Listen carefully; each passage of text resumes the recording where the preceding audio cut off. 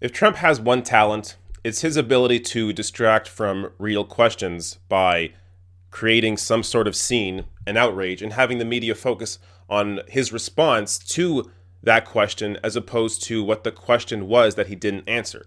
So just one in many examples. I'm going to show you several examples here, but this happened today. Let's look at Trump's response to this question this morning. Do you expect Matt Whitaker to be involved in the Russia probe? Do you want him to? It's up to him. Do you want him to rein in Robert Mueller? What a stupid question that is. What a stupid question. But I watch you a lot. You ask a lot of stupid questions. There you go. This is how you respond to a question if you're Donald Trump and you don't want to give an honest answer. You distract, you do something crazy. Oh, what a stupid question. I can't believe you asked that dumb question. And then just moves on. Never answers the question. Because the answer is obvious. You could see Donald Trump pause there for a second because he didn't know what to say. He thought, okay, obviously, I'm replacing Jeff Sessions with Matthew Whitaker because Jeff Sessions recused himself from the Mueller investigation, and Whitaker has defended me in the past on the Mueller investigation. So this is a CNN article that Matthew Whitaker himself wrote about a year ago. Mueller's investigation of Trump is going too far. I mean, what else is there to say? It's obvious. So Donald Trump, when he doesn't want to give the obvious answer that would implicate him in doing something nefarious, he's going to distract somehow.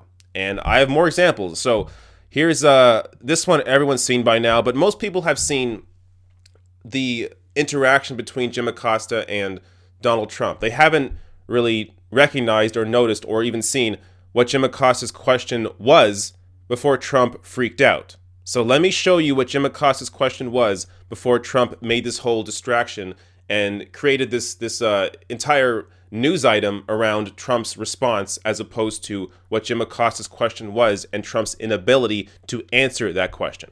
Watch. Thank you, Mr. President. I wanted to challenge you on one of the statements that you made in the tail end of the campaign in the midterms. That here we go. If you don't mind, Mr. President, that this caravan was an invasion. As you know, Mr. President, I consider it to be an invasion. As you know, Mr. President, the caravan was not an invasion. It's a group of migrants moving up from Central America towards the border with the U.S. Thank you for telling me that. I appreciate it. Why did you characterize it as such?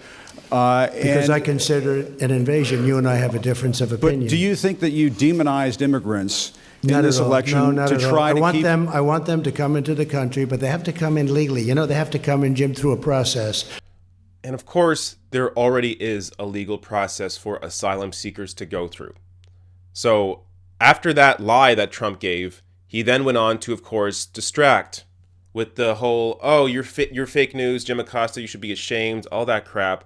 That got the focus, the intern to come up to try and grab the mic away. That whole thing was there to distract you from the fact that Donald Trump was lying in his answer. And it worked on the media. The media's focus was about Trump and Trump, his being an asshole to Jim Acosta and not about Trump's actual lie. So I actually talked about this on the radio this week on News Talk 1010.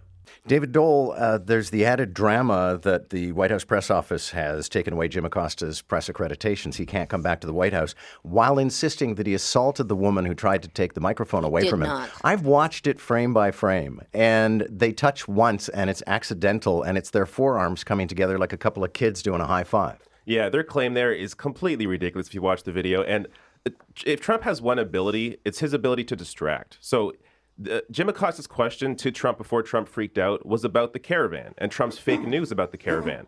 Now, Trump was being pressed on it, and he couldn't, because he had no actual answers to respond to Jim Acosta. He began to distract and talk about how he's fake news and all this. And that gets all lost in this entire thing. The issue of the caravan, funny enough, was barely mentioned on Fox News the day after the midterms because it was never really an issue. It was just an election issue to get people out to vote because of fear. So because Acosta was pushing on that point, Trump then distracted by doing his whole performance. Now, one more example of this distraction tactic that Donald Trump uses was also in that same press conference with Jim Acosta, and it was with Yamiche Alcindor. Her question around the Trump's support or his rhetoric around nationalism and how white nationalists think it's great and they love Donald Trump. Watch how Donald Trump responded to Yamiche Alcindor. Hi, Mr. President. Yamiche Alcindor with PBS NewsHour. On the campaign trail, you called yourself a nationalist. Some people saw that as emboldening white nationalists. Now people are also I don't saying know why you'd that say the that. president. That's such a racist There are question. some people that say that now the Republican Party is seen as supporting white nationalists Oh, I because don't of your believe rhetoric. that. I don't What do you believe make of that? I don't believe it. I don't know. Why do I have my highest poll numbers ever with African Americans? Why do I have among the highest poll numbers with African Americans? I mean, why do I have my highest poll numbers? That's such a racist question. Honestly, I mean, I know you have it written down and you're going to tell me. Let me tell you, it's a racist question. And Mr. President, I want to love ask. it. You know what the word is? I love our country. I do. You have nationalists, you have globalists. I also love the world. And I don't mind helping the world, but we have to straighten out our country first. We have a lot of problems. And Ms. Excuse me, but to say that, what you said, is so insulting to me. It's a very terrible thing that you said. Again, just complete distraction. Very racist question. And then he goes on to talk about globalists and nationalists and how he wants to help the world, but we have to help this country first. But he doesn't answer the actual question, which is about how he is emboldening white nationalism. So, I mean, Trump talks about there, I have strong support among African Americans. Well, if you look at his approval ratings, I mean, sure, if 13-15% approval rating among black Americans is great, then I mean, I don't know what's terrible, because this looks pretty bad to me. So clearly his support is pretty damn low among black Americans. And you can see there Kanye West tweets when he was supporting Donald Trump did not help, even though Trump at the time claimed that Kanye West was helping him with black Americans. And of course, white supremacists have loved Donald Trump since the beginning. So here he is running, in 2016, there were white supremacists robocalling for Donald Trump. And in the midterms, there were self-described Nazis and white supremacists running as Republicans all across the country. But if you're paying any attention to the news, none of this should be new to you. This has been going on over the past few years. So it's not a shock that whether you're, a member of the KKK, whether you're a neo-Nazi, a white supremacist, white nationalist, whatever fucking name you want to give yourself, if you are one of those people, you like Donald Trump because he speaks to your white issues. This is not news.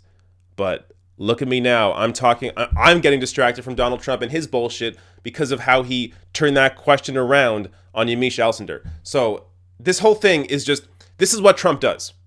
Whether he is lying in his answer or whether he doesn't have an answer, what he does is he distracts. He creates a scene, and then that scene becomes a story as opposed to what Donald Trump actually said in his answer.